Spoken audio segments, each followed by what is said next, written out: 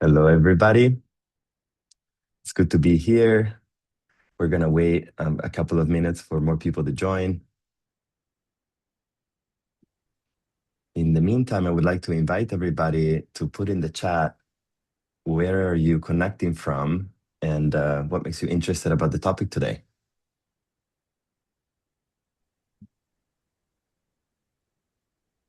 I'll start by saying that I'm connected from San Francisco in California. I'm going to put my... And awe in psychedelic experiences have played a very important role in my development.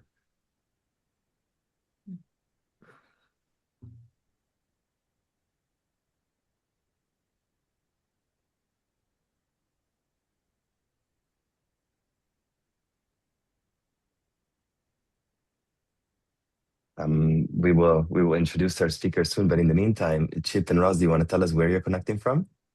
Sure. Go ahead, Roz. I am in Somerset in the UK, and it's a beautiful sunny day. Sun is streaming through my window. There's going to be a beautiful sunset, so I'm preparing for an epic moment of awe in about 2 hours' time. Yes. And I am calling in from Baja California Sur, southern Baja, the Baja Peninsula in Mexico, which is where one of our Modern Elder Academy MEA campuses is located. And in terms of awe, I am surrounded by tropical birds right now. And maybe at some point I'll talk about my NDE when I died and went to the other side and saw awe on the other side with birds talking to me. But I love listening to birds. Beautiful. Okay, so I think we can get started. I want to welcome everybody to this webinar. My name is Fede Menapace. I work at Beckley Retreats, where we run legal psilocybin retreat programs that are grounded in research and careful preparation and then integration. I want to start with something personal. I'm very honored to be moderating this conversation today because the two guests represent, in different ways, two important threads in my life. I moved from Italy to the US for graduate school, and I landed at the Stanford Graduate School of Business, where Chip had also graduated from, and he's some sort of an icon in the hospitality community there. I was working in travel at the time, so his name came up everywhere, and that's how I first started following him. He had founded Joie de Vivre, that grew to be, I think, the second largest boutique hotel company in the United States. And he had then gone on to be the global head of hospitality for Airbnb when he was quite a young company. And the two founders, millennial founders there, famously gave him the title Modern Elder, which I think played a role in the naming of his organization that he runs now. And he'd been involved with Burning Man, also serving on the board. And for somebody like me who cared about transformational travel, intentional community, and places that can change people, Chip was the reference point. The other thread also is very personal. And while my career was taking off here in the Bay Area, I was running into serious mental health struggles that were tied to PTSD that I was carrying with me for most of my adult life. And I was lucky that somebody pointed me towards psychedelic science. And what legitimized this field for me and eventually gave me the confidence to pursue psilocybin therapy that profoundly changed my life was that there was real science being done in the field. And one of the leading institutions in the world was Imperial College in London. And that's where Rosa's name came up constantly. She was the clinical lead on some of the most important pioneering studies on psilocybin for depression and other indications. So everything I went on to do with the Multidisciplinary Association for Psychedelic Studies, or MAPS, and now with Beckley, and the research we supported, and the focus on legal access, I traced that all back to researchers like you, Roz, that really were the pioneers in the field. So thank you so much for your work and for being here today. We're going to talk about awe. We're going to talk about what awe is, what science tells us that it does to us, and then why psilocybin seems to reliably produce it. And we're going to be here for about 45 minutes, a few segments, and we're going to have some time in the end to discuss. Right before I give you the word or give you the microphone to introduce ourselves, I wanted to say we're also sitting in a particularly important time in psychedelic science because just a few days ago, the Trump administration signed an executive order that is making it more streamlined and speedy for the FDA to regulate, to make a decision on whether medicines like psilocybin or MDMA actually become available for prescription in the US. So doctors will prescribe it and they will be covered by insurance. So I think that this is a huge deal. So now over to you. Roz, would you like to introduce yourself and tell us a little bit more about what you did in the past and what you're doing? Sure thing. And also the other special day is that it's Earth Day today as well. That's the other thing Yes, too. it is. So yes, thank you for that lovely introduction about a reminder of the importance of clinical psychedelic research. My work now is so far away from that that I've kind of forgotten all about it, but it's nice to be reminded. Um, After years working in psychedelic therapy, I started to think about how we can hold on to the connectedness. So, or connectedness, we'll talk about the links between the two, but started to really think about how this experience of connectedness, of opening up to something bigger than yourself, to other people, to the world around you, to the interconnectedness of all things, sometimes, if you're lucky, how you can hold on to that. And so I developed a community, a platform, and a group of people around the world that follow this. It's a year-long cycle that our whole community follows together, focused around 12 trees. And the idea is all about how you hold on to connectedness to self, to others, and to the living world around you. So that's what I'm doing now. Over to Thanks, you, Rob. Fred. Yes, Fede did a good job of telling my history, so I'll just talk about more presently. I started the Modern Elder Academy, MEA, the world's first midlife wisdom school, 8 years ago, partly because I had gone through a really challenging time in my midlife, my late 40s, and I lost 5 male friends to suicide during that time.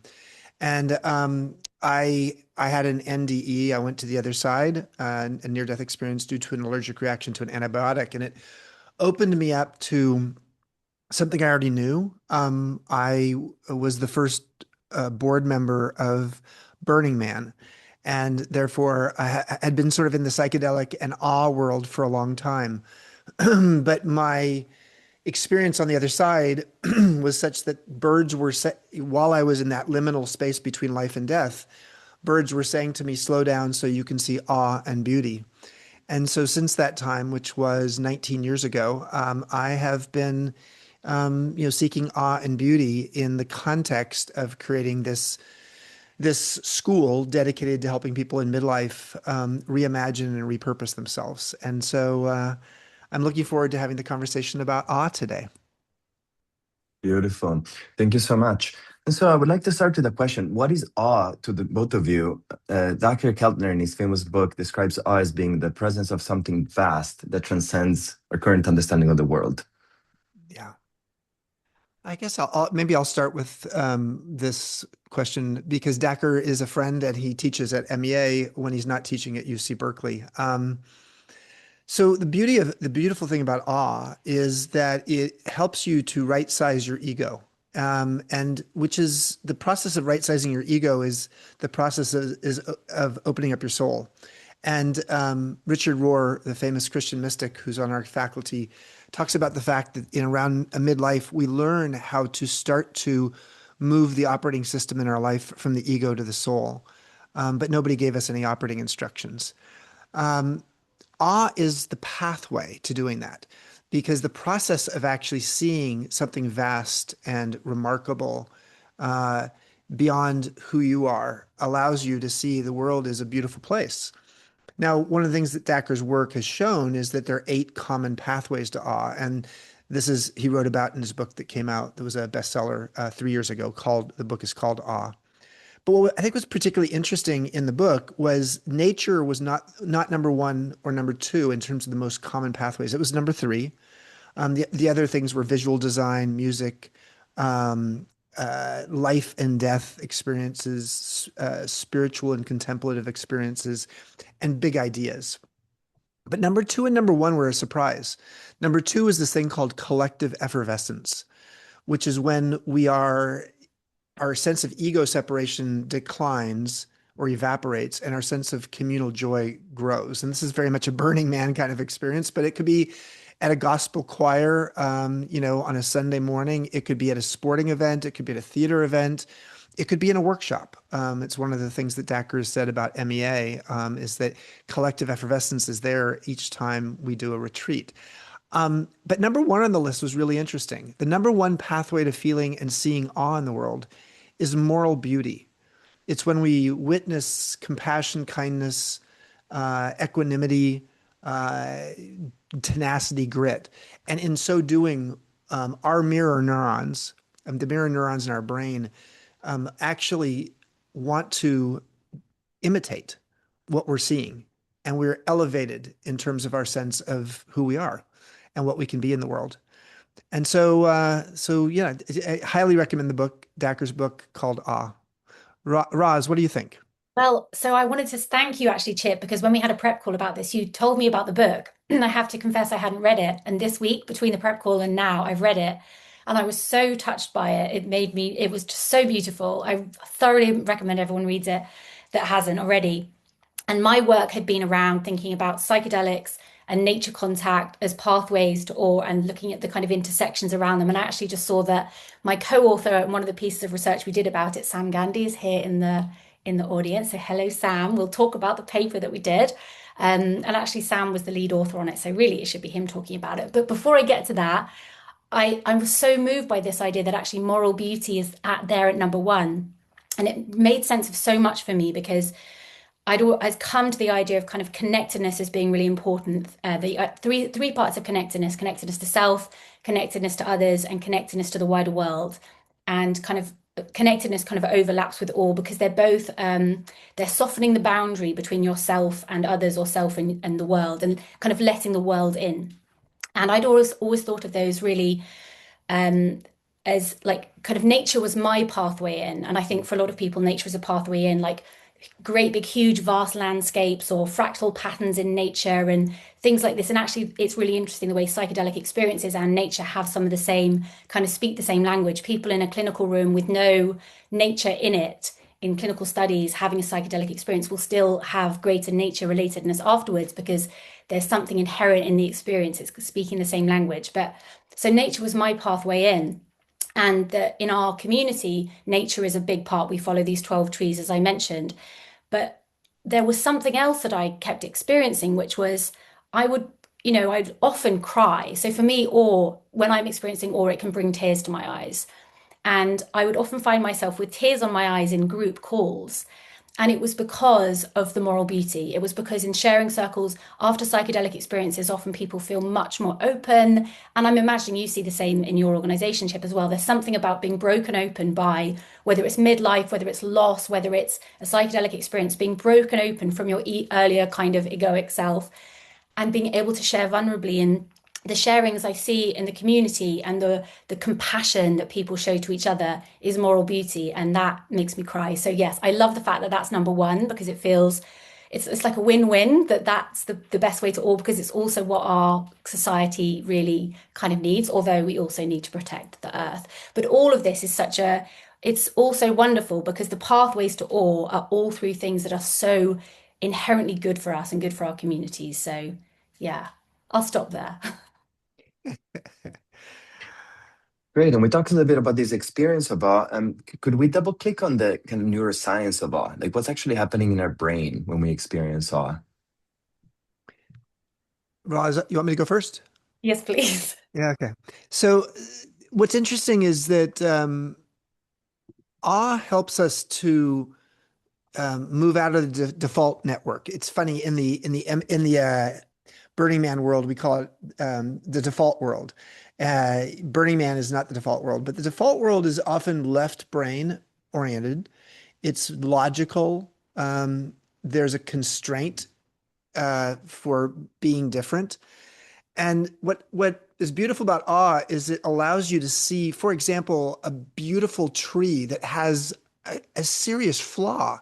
Maybe a lightning bolt had hit it, but you look at the tree and say, "What a beautiful tree." If you looked at a human who had a similar kind of challenge, you might say they're disabled.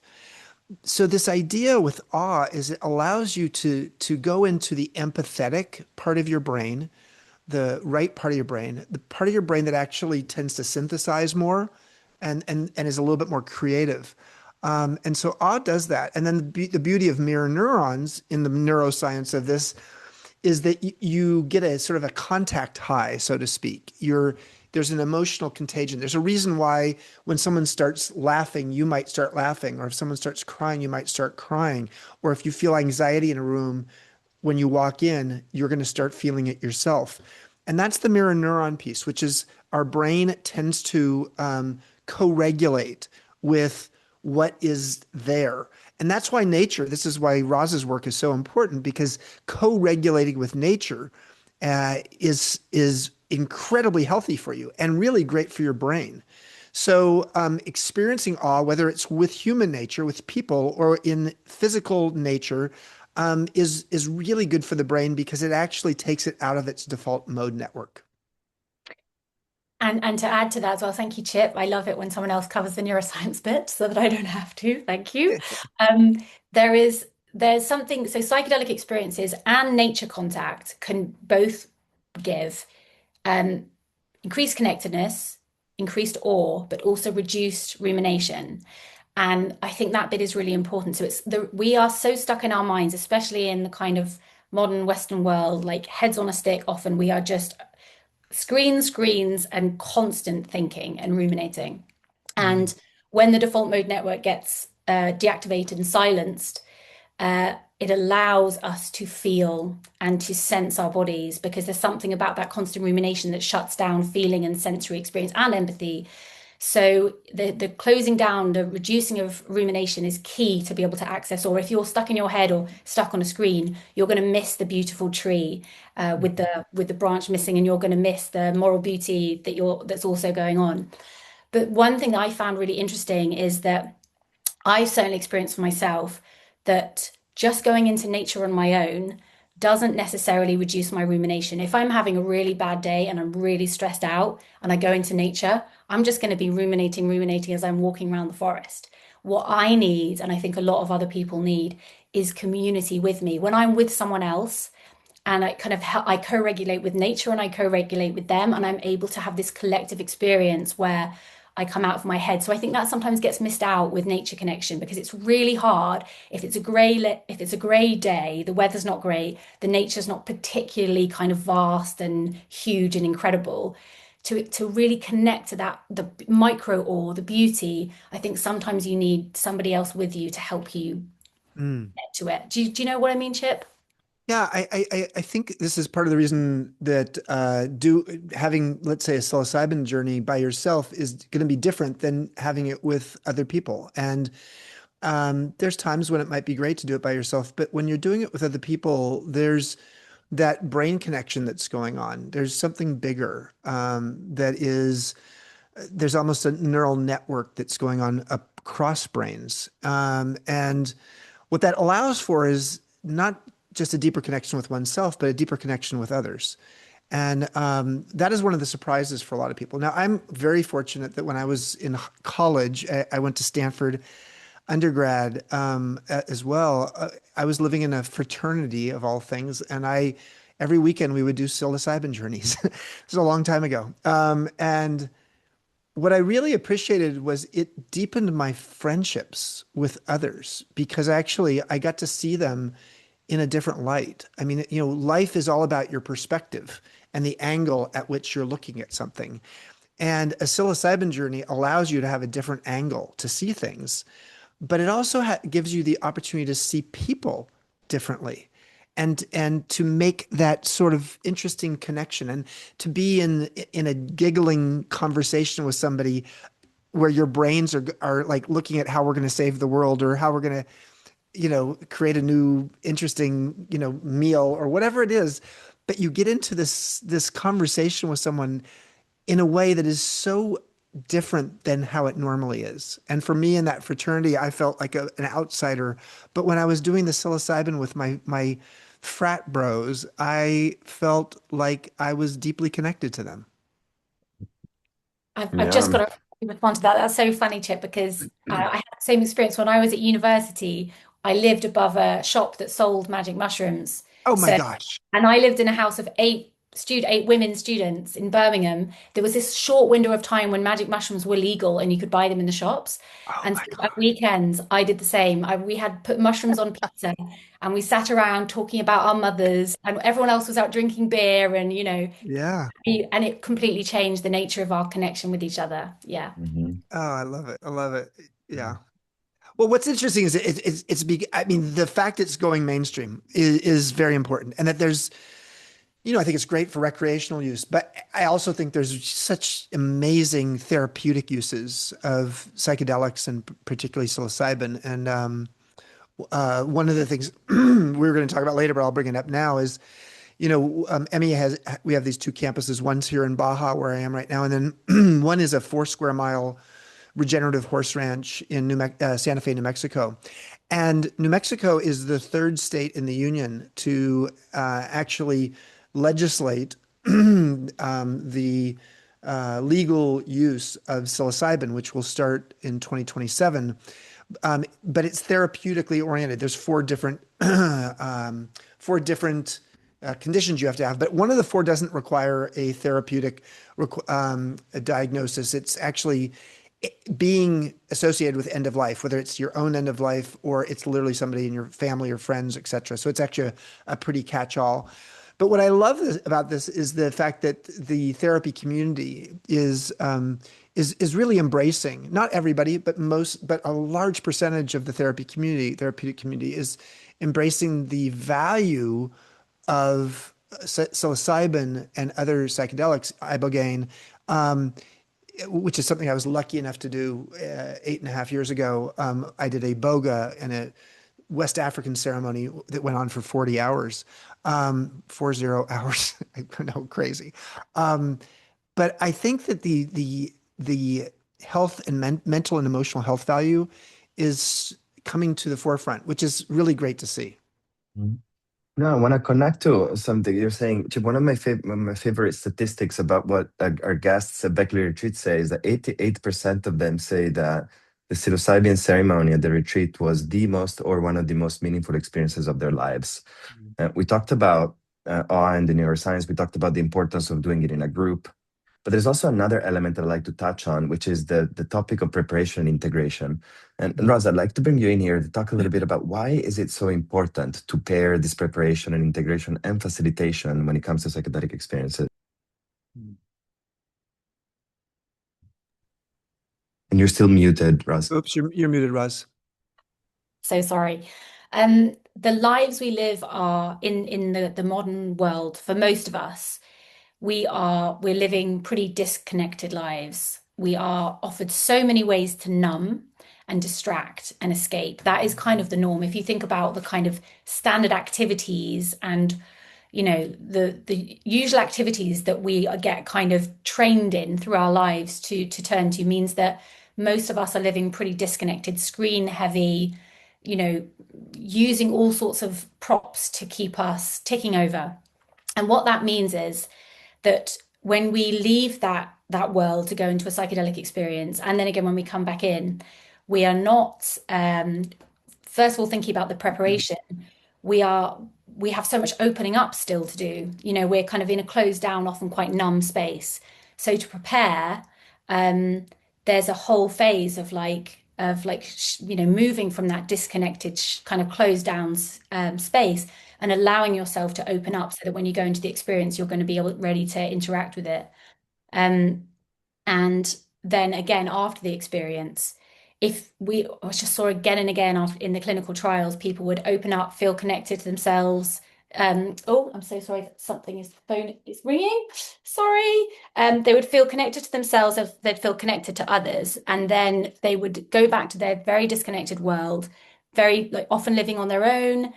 And even if not, just busy, pressured, overwhelming modern life, it's just so many different things vying for our attention, because we're all doing what a whole village used to do. When I think about the overwhelming nature of the pressures of people in modern life, it's kind of almost designed to keep us disconnected. So people go back to that and they lose what they experienced and what they touched on. So there is something around, I like the idea of kind of creating an island of connectedness, which is kind of you're in your life, and then you kind of move over to the island of connectedness to prepare for your experience. And from that island, you can kind of, you can start to slow down, you can start to do a bit of meditation, you can start to regulate your nervous system a little bit so that you'll be more ready for the medicine.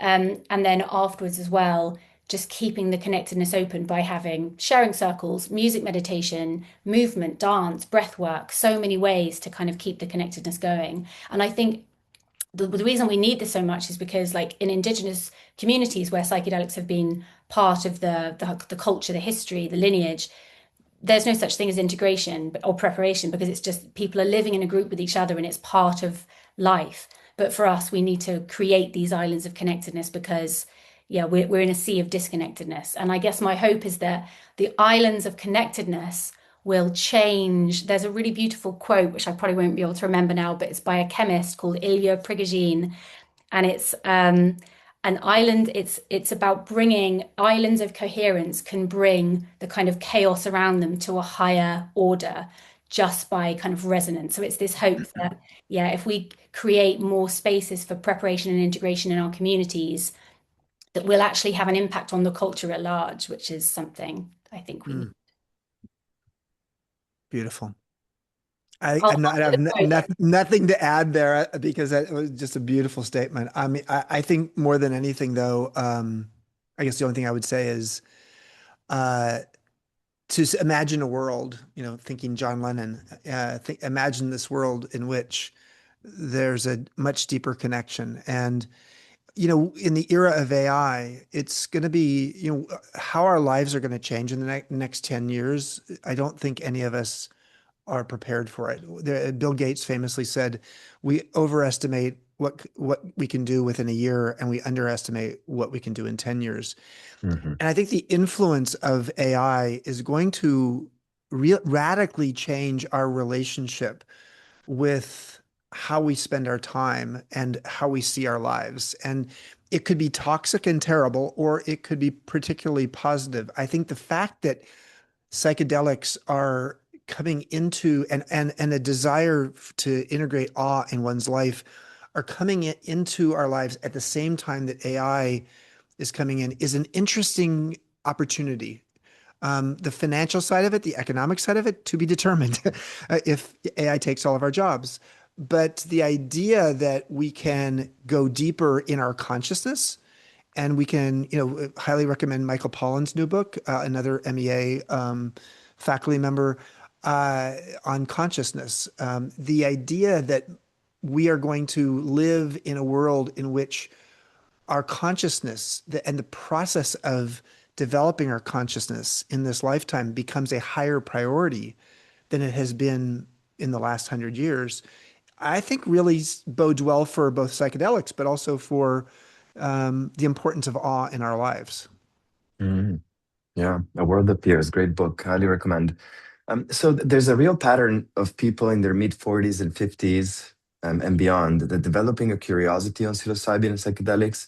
At the same time, there are people picking up birding and getting into gardening and tuning into nature in ways that they weren't before. What's going on developmentally that opens this doorway? And yeah. I'll start this one because that's really our audience. Our at the average age of the person who comes, and we have about 9,000 graduates now from 60 countries who've come to one of our two campuses. Average age is about 54. What's going on is there's these two adulthoods. There's the first adulthood that goes from about 18 till 50 or 54. And during that time, we are on the treadmill doing, not everybody, but many people are doing the thing that they were expected to do. Whatever you define, however you define success, whether that's having kids or it's, having the right career or being a pillar in the community.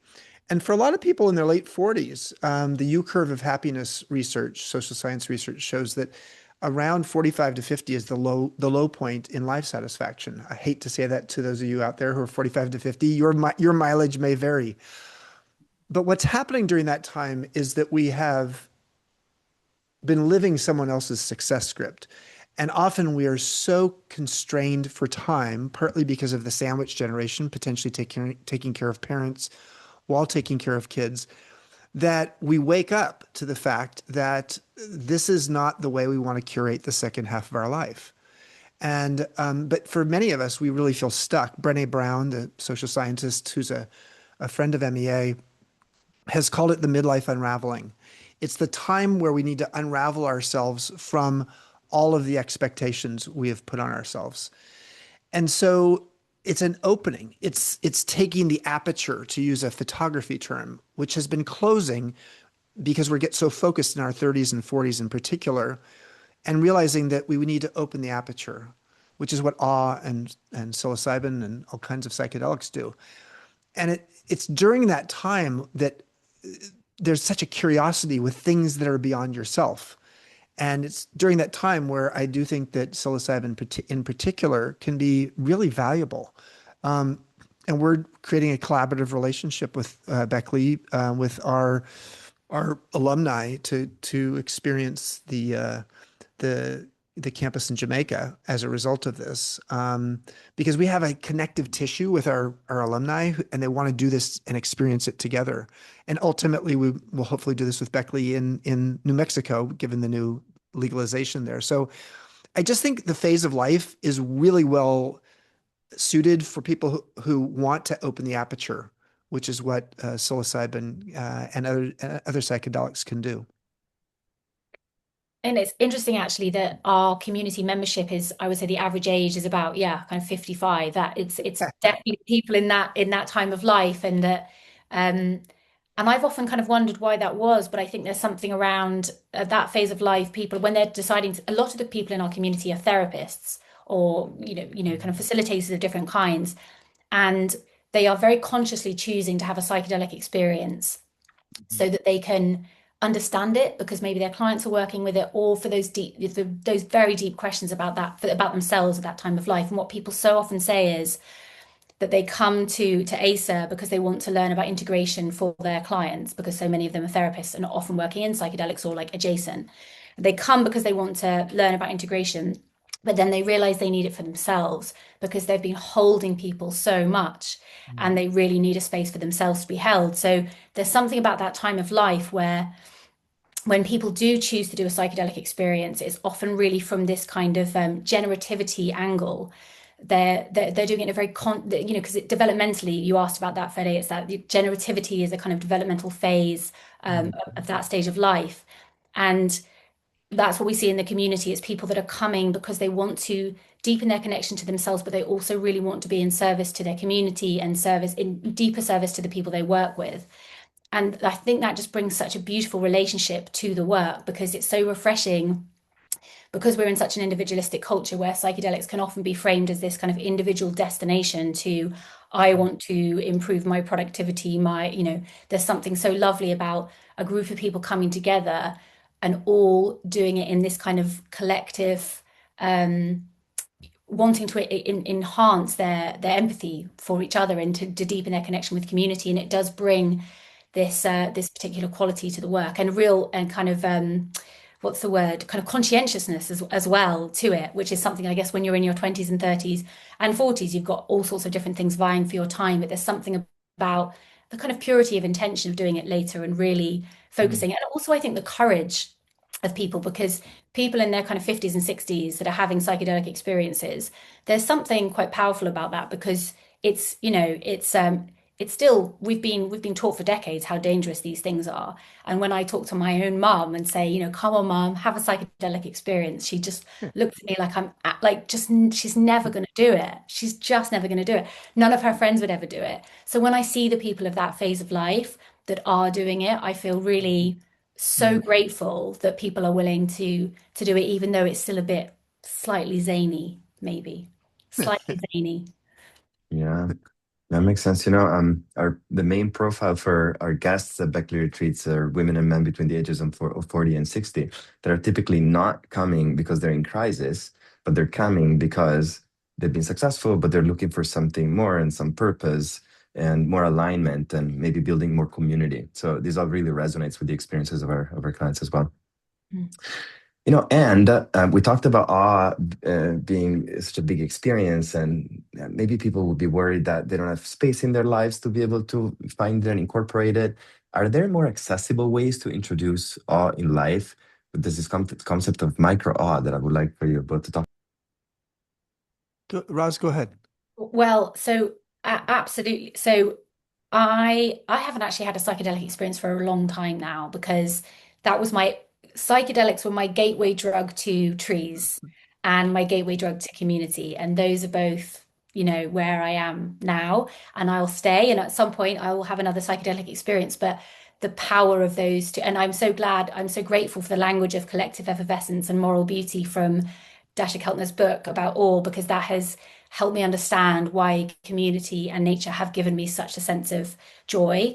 But and also I can see, yeah, somebody in the chat was asking about how do you navigate this journey without psychedelics, and I think that it's psychedelics can open you up so that then you can receive such joy and give back such joy, feel so connected to things like community and trees. But sometimes it can be hard for people to connect without something that opens you up first. So some people are just naturally quite connected and they feel that they're able to do it. But I would say for quite a lot of people who feel a bit stuck in life and they want to go on this kind of journey, but they need a bit of help, that actually breath work is so wonderful. We talked about the default mode network and how you can get stuck in your mind and you're ruminating and you go on a walk, but you're still thinking about your to-do list. Breath work is a wonderful, gentle way at your own pace to open up and, open the door without needing any psychedelics. Yeah, and you can learn about breath work on YouTube. There's all kinds of sources out there, and it's free, healthy, and it does give you a little bit of a mind-altering experience. One of the things I like to do is, especially when I'm struggling, and I'm looking for some answers, is I go into nature and I just ask the question, nature, what do you have to teach me today? And I go with my dog, Jamie, who's right over here, just sitting, lying on the bed here, nearby. And Jamie and I'll go for a walk in a part of nature that I haven't seen before. And in both Santa Fe and in Baja, where our two campuses are, it's just full of nature. And it's remarkable when you take that intention to going for an awe walk. An awe walk, that's AWE, an awe walk, where you are literally asking nature to teach you something.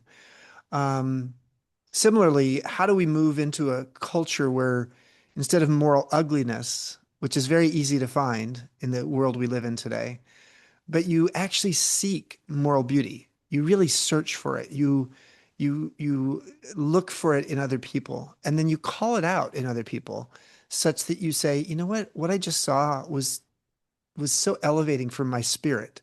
I just saw how you smiled at that homeless person in such a loving way, and I just want you to know that that mattered to me. And so those are things you could do without psychedelics, without spending money. Um, and having a dose of awe every day is actually good. It's good for the doctor. The doctor won't tell you to do it, but it's really good. And actually, at the most, like, one thing that came to mind then is a practice that, if you've got a bit of time, go and sit on a park bench or a bench in a public place without your phone and start a conversation with somebody, because that is it's such a lovely way to feel that connection and this warm heart feeling of, because we don't do that kind of thing anymore, and we so need to.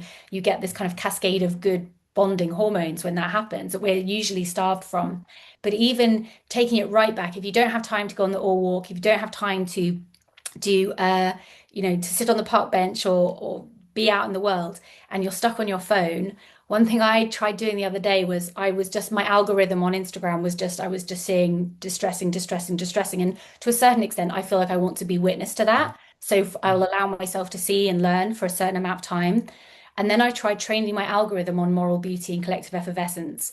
And so I got into a chain where my Instagram feed showed me for a couple of minutes the most beautiful, it was obviously just showing me stories from around the world of the most wonderful moral beauty. And it was incredible. So yeah, try that. Try training your algorithm to show you beautiful moral beauty and awe. That is so beautiful. Thank you. I will actually try that today. So I want to bring in one piece about my personal experience. When I had a strong experience in Yosemite National Park once, I also felt a sense of transcendence, almost as if there was like a pure connection with consciousness in the universe, and like absence of thoughts and absence of struggle. And the reason why that experience helped me so much is that because it showed me that I could feel that way, and so it meant that I didn't have to feel anxious or depressed, or struggling. And even if I did sometime, I knew that there would be a path to feeling that way. Um, do we know much about this connection between awe and transcendence? Well, I think what we know is a couple things. I'll speak to one. to start with, and that is when we are in a difficult place, it's easy to think that our internal weather, the internal weather as opposed to the external weather, is never going to change, whether that's feeling depressed or anxious or betrayed. And just as the external weather changes, so does the internal weather. And this is why doing something different, whether it's getting out and being in nature, whether it's going on public transit and literally talking to people along the way, which has been shown to be very healthy for people. It's really helpful because it helps you to see that your internal weather can change as well. But this idea of transcendence, the beauty of awe is that it's all about the vastness of something much bigger and greater than you. And so it's natural that the bridge to transcendence, so not self-actualization, but self-transcendence, which Abraham Maslow talked about later in his life. He doesn't get a lot of credit for that. But the idea of transcending the self is really sort of woven into what awe is. So, Roz? Yeah, and I think there's something about I think we touched on it at the beginning, the sense of actually the relief of feeling small. Like you look up at the great starry sky, and whatever you're holding on to, whatever weight, whatever problem you have, it just kind of fades away when you look at the great big mountain or the huge sky. And I think there's something around we don't have very many spaces anymore for kind of composting away grief or catharting. Like we don't have very many ways of processing the stuff we hold. And I see someone in the chat was talking about the importance of music and dance. We used to get together in our, we haven't really talked about like group ceremonies and the joy that you get from that, the awe and collective experience. Like I had it a few weeks ago at a huge protest rave in London, and it was just incredible feeling part of this moving, great, big, huge gathering of people. And I think it's this the sense of transcendence there is like you are the big, heavy problems in your own mind that have got built up and built up and built up because they haven't been let go of and released. Transcendence, the hugeness of nature allows you to it's a way of letting go of it because it kind of doesn't seem relevant anymore. I think we do as well as the kind of transcendent function, which helps us feel small. I think that, we kind of need them both together because when there's a lot of transcendence, but not so much of the kind of emotional catharsis, it can move on to bypassing sometimes, which I'm not at all suggesting that was your experience. But I think in the psychedelic world, there can be this kind of, because again, our culture doesn't have these kind of grief processing, grief composting experiences or grief like community rituals together or embodied rituals. Sometimes if transcendence becomes somebody's path to wellness, it needs to be balanced on the other end with emotional letting go as well, because otherwise you can kind of almost get lost in the big sky, and kind of forget that the grief is there. So a balance of both. Yeah. Yeah, Mm. which I think underscores the importance of not seeking the peak experience per se, but to think about the peak experience being something that can be an opener, and then integration work and additional processing can really help. Yeah, implement the advantages and the findings in the rest of life. Chip, somebody's asking about where can we learn more about the MEA Beckley collaboration. I think you mentioned some. We could talk a little bit Yeah, more. we don't have it on the MEA website yet. We will have it, I think, in the next month. If you want to go to the MEA website, it's meawisdom.com, meawisdom.com, and you could sign up on the mailing list there. And then when we actually announce publicly the October retreat, that I think is the timing of when we have it planned, you'll be on that mailing list. So feel free to check that out.